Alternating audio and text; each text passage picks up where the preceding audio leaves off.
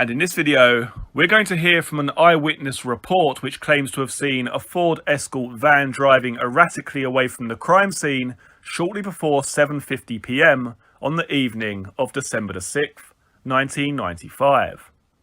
We're also going to take a closer look into Darren Nichols' supposed version of events for that very same evening. Firstly, let's start with this eyewitness account, and then I'm going to share with you a photograph which you may find interesting towards the end of this video. The following statement is from Kevin Tarbuck, dated the 14th of the 12th, 1995. I work for Sutcliffe Industrial Services Limited, who at present have a contract at Hanningfield Water Treatment Works. When I finish work, I leave the site and turn right onto the A130 towards Southend. I've been working on that site for around 5 weeks and have travelled along that road every evening during that period. At around 19:40 hours on Wednesday the 6th of the 12th, 95, I finished work and started my journey home. As I approached Rettendon along the A130, I had just passed White House Farm on the left-hand side and was approaching a small lane again on the left-hand side. As I got nearer to the lane, a white Ford Escort van emerged from the lane and turned left towards Rettendon in front of me. I only saw it had one male person in the vehicle who was driving. The reason I remember this is that in pulling out in front of me, it had caused me to brake, and because it was icy and snowing, I thought what an idiot he was. The vehicle then accelerated away from me. I followed, but by the time I'd reached the Rettendon Turnpike, the van was nowhere to be seen. I would think that the van was a D or E registration due to the style of the vehicle. I would not be able to identify the driver again. I would estimate the time that this happened would be around 19:50 hours. At the time of the incident, it was dark and snowing. I had my windscreen wipers on and my headlights. In spite of these conditions, visibility was fairly good. There was no other vehicle immediately in front of me nor behind me. If the van had waited for me to pass, he could have pulled out without affecting anybody. The vehicle was in my sight for around 15 seconds and the nearest I was to it was around 30 yards. Okay, now this is one of the more odd eyewitness accounts. This isn't a white vehicle as in a Ford Sierra, a Cosworth or any sort of white type sports car being seen with the Range Rover on the day or the evening of their deaths. This is a white transit van, quite an old one, around the 85 or 86 year registration.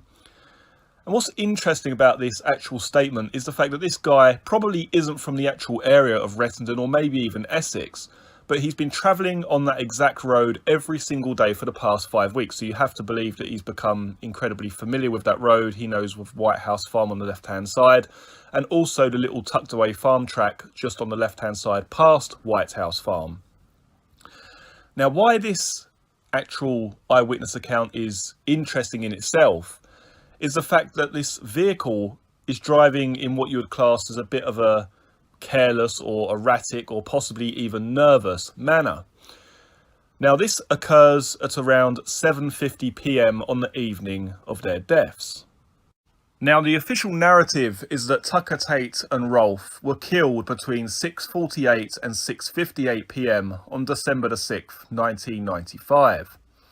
But what's actually drawn my attention to this statement in particular is the fact that in some ways it does actually mirror Darren Nichols' version of events for being the getaway driver when he pulls out of Workhouse Lane back onto the main road.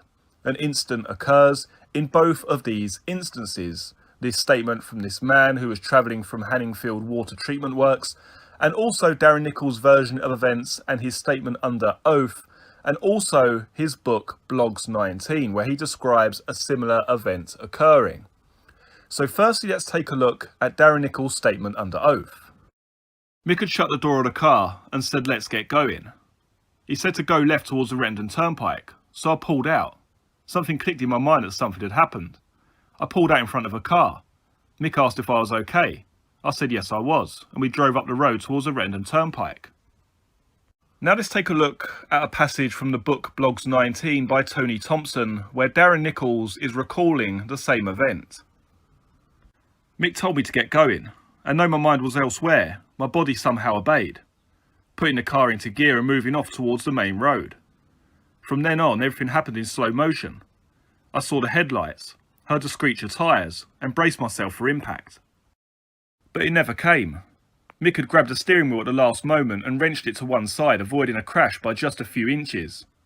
The other driver flashed his lights and swore at me out of his half-open window. I just pulled out onto a main road without looking, but I honestly didn't know where I was or what I was doing. I just sat there like a zombie.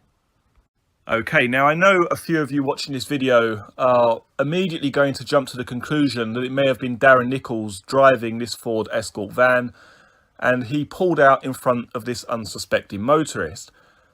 But that isn't actually the case, because Darren Nichols' mobile phone was picked up on either the Marks Tate or the Basildon transmitter during the time that this eyewitness account actually happened. So we can pretty much discredit the fact that this was Darren Nichols driving the Escort van and pulling out in front of this motorist.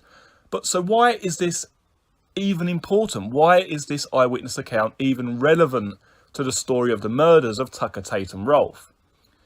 The reason I find it important and actually relevant is the fact that it's almost as if Darren Nichols is recalling events told to him. When you look at Darren Nichols' statement in its entirety, certain aspects of his statement have a lot of detail. You know, for instance, when they were at the pub with Jack and Mick and they're about to pull off to head towards Rettendon, Darren Nichols adds in little details such as, we got out to change the number plates, I got my feet wet, I got back in the vehicle, we had to put the heater on because the windows were misting up because it was so cold outside. He adds little elements of detail to add further credibility to what he is exactly saying. But then there's other elements of his story which are completely lacking in detail, which you would have thought would have been remembered if you were actually there during that time period, such as the calls between Michael Steele and Jack Womes after 6 p.m. These two phone calls, which definitely occurred, I believe one was around 20 seconds and one was just under a minute long, go completely unmentioned by Darren Nichols, despite the fact that he tells us that he was in the company of Jack Womes during this time period. Just to make it a little bit simpler, a lot of his statement actually has a lot of detail, but it's completely irrelevant detail, which adds credibility to the story he is actually telling. Whereas other events which could have proven with a great deal of certainty that he was actually there during this time period, such as the phone calls and recalling that these phone calls actually took place between Steele and Womes, go completely unmentioned. To get a real understanding of exactly what I am saying here, let's quickly revisit Darren Nichols' version of events for December the 6th, and let's pick out some areas in which he is quite vague and others in which I believe he adds additional detail in order to add credibility to his version of events. I went through Rettendon the latter part of 1995. I remember an occasion when I was there with other people. They were Jack Womes and Michael Steele. I remember that day. I was working. I was working at Sunbury-on-Thames. My mobile phone was with me. Michael Steele rang me that day and he wondered where I was and said he'd like to meet me.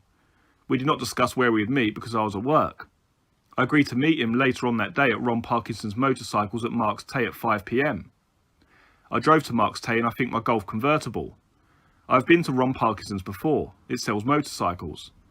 When I arrived, I parked in the flats opposite. Mr. Steele wasn't there when I arrived. When I arrived, I went into the motorbike shop and I bought something for my old motorbike. It was either a battery or a light bulb. I then put it in my car. Right, so let's just cut in here very quickly. First of all, he can't remember, but he believes it was the Golf convertible that he was driving to go and meet them. Now, my first thought when reading that is that if I'd been involved, or basically involved in a triple murder, as in I was an unwitting getaway driver, the first thing I'm going to remember is exactly what I was driving that evening. So he's a little bit vague here with I think I was driving my Golf convertible. And then it starts to get even more vague when he can't remember if it was a battery or a light bulb that he purchased from the motorbike shop. Now, why would he be so vague? Let's just play devil's advocate here for a moment. Is this because he didn't have a receipt to prove that he was actually there, that he actually purchased anything? So in order to muddy the waters, he said either a battery or a light bulb, really so that it couldn't be traced back to him, so that he couldn't really, be proven to be telling a lie. I mean, if he said, for instance, I went there and I purchased a battery, they went there and they looked at the till receipts and there was no one purchasing a battery around that time, it's going to look a little bit strange. Whereas a light bulb is a commonly bought item, probably more so, or a lot more so than a battery would have been. And they probably sell obviously a lot more light bulbs than they do batteries. So is that why he chucked in the light bulb, for instance, so that they could possibly check the till rolls, check that he was actually there during that time period? These two instances of vagueness are quite interesting because, I mean, I can only speak for myself personally, but I certainly would have remembered the actual car that I was driving when I became a getaway driver for a triple murder. Now, what I would like to know is, did the police and the investigators of this case actually go to the occupiers of the flats where Darren Nichols said he parked the vehicle? Did they actually go and speak to these people to see if a Golf convertible was parked there during that time, on that day? I don't have any record at all of anyone claiming to see a Golf convertible parked outside these flats. That's not to say that it didn't happen, but did the police take these steps necessary to actually back up and prove Darren Nichols' version of events? Did Darren Nichols say, well, I believe I was driving a Golf convertible that day? Is he kind of hedging his bets here just in case they do actually take those steps to check with the occupiers and it comes back that the vehicle was never seen? You know, you need to remember this was around 5:30 in the evening. People were finishing work. There may well have been witnesses that could have backed up Darren Nichols' version of events, saying that there was, in fact, a convertible parked there during that time period. But we don't have any record or any eyewitness accounts to back up what Darren Nichols is claiming. Whilst I was walking back to my car, I saw Mick. I waved to him and said I was just putting something in my car. And then I got in his pickup truck. The pickup truck was a red Toyota. It was an M registration, I think. When I got in, I sat in the passenger seat. He said they were going down to do a deal with Pat, him and Jack.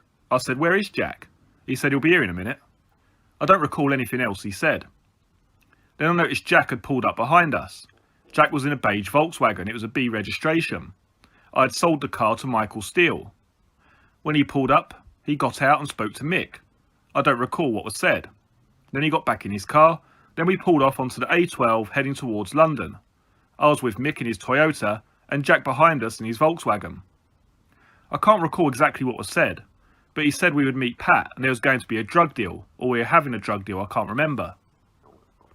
So what we get in this section of the statement is some more vagueness. Now, you can't really put too much emphasis on this, as you may well not have recalled exactly what was said, but the impression that you get when reading this statement is that it's almost as if it's really been laid out to be as simple as possible so that really you can't make any mistakes when you're recalling the events which happened. What we need to remember is that we're not talking about someone trying to recall events which happened a year, 5 or 10 years after the event. He was asked to recall these events just months after the triple murder occurred. Yet so far he's not entirely sure what car he was driving. He doesn't know what he purchased from the motorbike shop. He has no idea what the conversation was in the car. And really, this is just a start of the actual statement itself. Let's continue from where we left off. At that time, I didn't know where we were going. Mick said Jack would show me where a deal was going to be. He said, did I know this place? And I said, I'm not sure. He said, don't worry, Jack would show you where to go. Nothing happened on the journey, just normal chat. He told me I was going to swap cars and I was going to get in the car with Jack and he was going to meet Pat on his own. We stopped in a lay-by near the Halfway House, which is a pub restaurant on the A127. When we stopped in the lay-by, I got in the car with Jack. Mick was going to the Halfway House with Jack. We got as far as the end of the lay-by gates and we swapped drivers. Jack was to swap number plates. I got my feet wet. Jack was wearing overalls and wellies. I remember the wellies more than the overalls because they were new. When we stopped, Jack got out to stick the new number plates over the existing plates, but they wouldn't stick as it was too wet. I saw the number plates he was trying to stick and they were B registration as well, and they were also brand new. When the plates couldn't be stuck, they were put in the back of the car. He then said to drive down to the Halfway House pub. I'd been to the pub only as a child or driving past on the way to Southend. Now, during this section of the statement, we have the added detail being put in to the story. Now, in my opinion, and it is my own personal opinion, I'm not trying to persuade anyone here, But I believe that these little pieces of detail are added in order to add credibility to the version of events being told by Darren Nichols. If you are reading this or if you are hearing this in court, the added details such as I got my feet wet, the number plates wouldn't stick because they were too wet, I've been past this pub as a child or on my way to Southend, these little additional details which don't actually add anything to the actual story, but they do give a sense of credibility to what he is actually saying. And as I said, this is my own personal opinion. I'm not trying to persuade anyone here, but I believe that these details are actually added on purpose in order to create the illusion that the events which Darren Nichols is describing are actually completely factual. Now, I'm not saying that Darren Nichols is lying wholeheartedly here, but I certainly believe that the way he actually mentions and talks about the events of December the 6th cannot, in my personal opinion, be truthful. When we got to the pub, Jack told me to park at the back as far away from the A127 as possible, which I did. I could see Mick's Toyota parked in front of us to the left. After we parked, Jack changed his mind and said, no, don't park here, park closer to the A127. So I moved the car. I could still see the Hilux, which was in front again, but to my right. Then we had to leave the car running because the windows were misting up because of the weather. I said, shall we have a drink? And Jack said no. Then he said we were waiting for Pat to arrive and then we were going to go to a meeting point. Shortly after this time, he said, right, go. Okay, now, this section again, the adding in of the windows being misted up because of the weather outside, we had to put the heaters on. I could still see the vehicle to my right, then to my left. Personally, I believe, especially when it comes to the demisting of the windows, the little details are added here, in my personal opinion, just to add credibility to Darren Nichols' version of events. Let's continue with the statement. I saw a dark-coloured Range Rover when he said that. The Range Rover drove and parked next to Mickey's Hilux. I couldn't see who was in the Range Rover. Jack then told me to drive off up the slip road by the pub and back down the A127 to Southend. So that is what I did. Then he gave me directions down the A127 and onto the A130 to Chelmsford, I think, which I'm familiar with. The A130 goes from the A127 all the way to Chelmsford, but we went to the Rettendon Turnpike, which is a roundabout with traffic lights on it. I went straight over to carry on towards Chelmsford on the other side of Rettendon Turnpike and up the hill and then back down the hill and out the other side. Jack then said slow down and take the next right, which I did. It was a lane, not a road. Then I turned left into a gap to turn the car around. The headlamps were facing the road back towards the A130. Jack told me he'd ring me when he wanted me to pick him up. I had my mobile phone with me. He got out and had a bag and a coat from the back. The bag I think was a canvas, sausage-shaped bag. I didn't notice it in the car before. I might have done, but it didn't register. He told me he would ring me when he wanted me to pick him up. So I pulled off and went right towards Chelmsford. Important point to remember here is that nowhere in any eyewitness accounts or eyewitness statements is there mention of a Passat pulling into that lane. There's no mention of headlights being seen down that lane pointing back towards Main Road, or any visible eyewitness account of a Passat turning in or out of Workhouse Lane. Let's now continue. I drove down the road to the first point I could turn around to a petrol station. Then I drove back up the road and parked in a pub on the left-hand side of the road. I left the engine running and checked my phone to see I had a lousy signal, so I moved to get a better signal up the road. The pub I was in had a bright pink Morris Minor. The next pub I parked in past the lane and up the hill and took the first left turn. I went up that road, turned around, first left up there, then came up and parked outside the first house on my left and waited for him to ring. I didn't wait there very long. My phone rang. Jack said come and pick us up, and I hung up. I think I might have said okay. I turned right, went back down the road and had to wait for a few cars to go past so I could turn right into the lane. Then I turned the car round to face the road again. I didn't see anyone, and after a short period of time the back opened up and Jack got in. I didn't notice the interior light come on. Okay, so he mentions here that he's had to hold up traffic in order to cut across and go back down the lane, yet no eyewitness reports have come, no one actually came forward to say, yeah, I stopped to let a Passat go down the lane. Especially, just imagine the next morning when you wake up You know that you were driving home from work, you were driving along that road, you saw someone entering that lane. You know, it's not a normal, residential turn-in. It's a turning down a little small farm track. You're going to remember seeing a vehicle turn down that track around that sort of time. You know, you have to remember that this crime, this murder, was incredibly big news, especially in the local area. And people that were passing would have seen this Passat holding up the traffic, cutting across the other line of traffic and heading down the lane, because the next morning on the news and everywhere else in the newspapers, 3 men have been shot dead with a shotgun in a Range Rover. Oh yeah, Christ, I saw a vehicle turning down there last night. Not one person came forward to say, I saw a Passat that evening, I was held up by a Passat. No one, not a single person, which I find incredibly strange. Anyway, let's now continue. I then said, where's Mick? He said he won't be a minute, he's dropped something. Jack was sitting between the back seats talking to me. Then Mick opened the passenger door of the car and the interior light came on. When the light came on, I was looking at Jack. I noticed he had surgical gloves on and I saw something on him like blood. Mick said, turn the interior light off. Mick had shut the door around the same time. Then he said, let's get going. He said, go left towards the Rettendon Turnpike, so I pulled out. Something clicked in my mind that something had happened. I pulled out in front of a car. Mick asked if I was okay. I said yes I was, and we just drove up towards the Rettendon Turnpike. Mick said they won't fuck with us no more. And Jack said yeah, it was quite funny because when Mick had shot one of them, the gun fell apart. He kept asking me if I was okay several times. I realised what had happened, but not to who. So I said, I hope I don't fall out with you two. Mick said, no, you won't fall out with us. Mick started to hand over to Jack parts of the gun. I saw the barrels. I don't know the names of the other parts, but I definitely saw the barrels. I was driving, I was a bit confused at the time. From the Rettendon Turnpike, we went back down the A130 to Southend. Then at the roar of traffic lights, I turned left. Straight to the bottom of that road, we turned right, and then took another right turn on or 2 roads later. Now this is another part of Darren Nichols' version of events which interests me greatly, and that is because he goes into a great detail regarding the route he actually took after exiting the lane.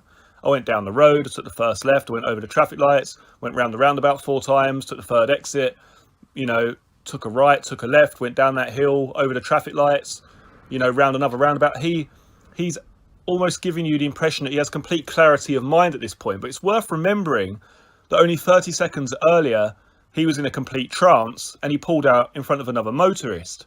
He didn't really know what was going on. He didn't know what to say. As he put it in the book Blogs 19, he was in a zombie sort of trance-like state. Yet 30 seconds later, he's able to tell you exactly what route he took, the roads that he took, the turns that he took, where he went over the roundabout.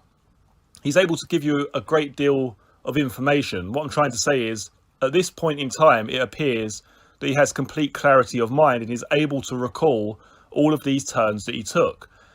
Yet if we just go back to the beginning of the statement, he couldn't remember what happened during conversations with Steele and Jack. He was quite vague during that part of his statement. But after the event, and after even admittedly saying he was in a trance-like confused state, 30 seconds after that point, he is able to completely give you a really sort of clear idea of exactly where he turned, where he went, and basically exactly what happened 30 seconds after being in a complete daze. That is what I find a little bit odd. Let's now continue. As we went up the road, there was a pub on the right, the Hungry Horse or Hungry Hippo, something like that. I drove into the car park of the pub and parked next to Mick's Toyota, which was on the left, and stopped the car. They got out and I was still sitting there. Mick had opened up his Toyota. He told me to go and get in the Toyota, which I did. Then they were getting changed sort of thing. Mick was taking off his wellies and overalls off over his wellies, then slipping his shoes on. Boiler suit and wellies were put in the pickup truck, and Jack did the same. Then we drove off. Mick drove the Hilux with me in the passenger seat, and Jack was behind us in the Passat. We drove past the Rettendon lane. Then Jack overtook us on the dual carriageway as we were driving slower. There was some conversation in the car with Mr. Steele. He said Jack was a very cold-hearted person. I said, why?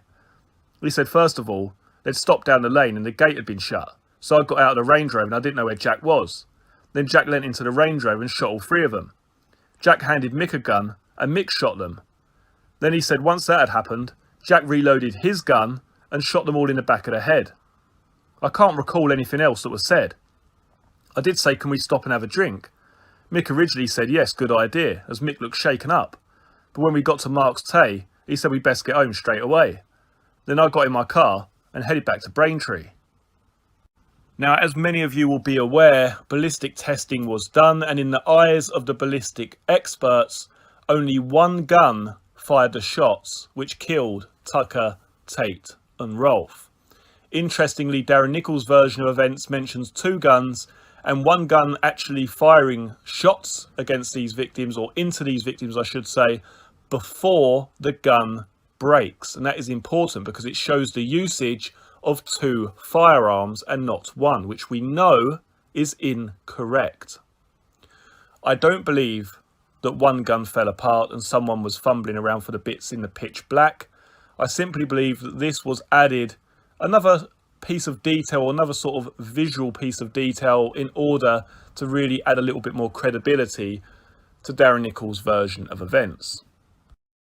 So what is the purpose of today's video, and what is it that I'm exactly trying to say here?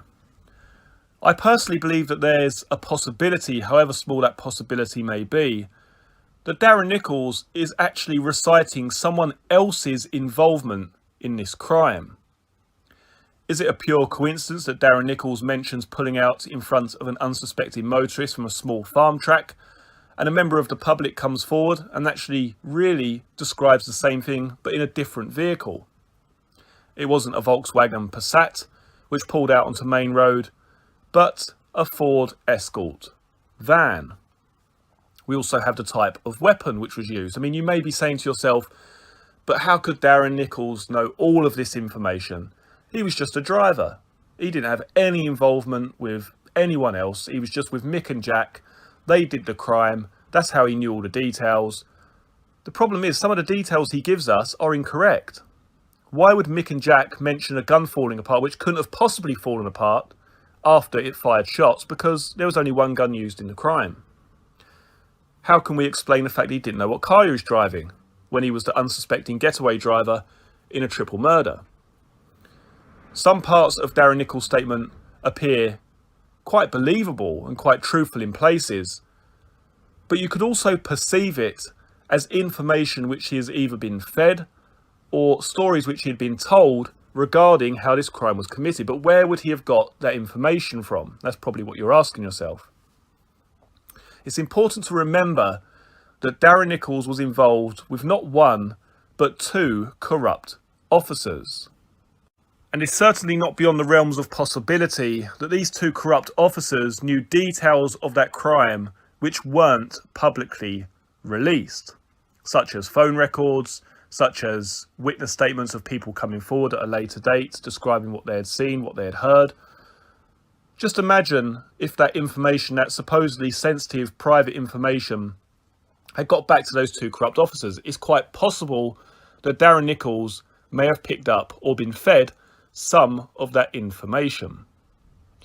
How do we explain that not one eyewitness account come forward and said that they saw a VW Passat turning into or exiting Workhouse Lane? How do we explain the lack of VW Passat tyre tracks entering or exiting the lane? Darren Nichols had the means and the contacts in order to have information which wasn't publicly available. Like it or not, he had dealings with corrupt officers. That is purely and simply a fact. I cannot prove that he had inside information regarding how this crime was committed, but you also cannot completely deny the possibility that he may have got information from one of these two officers.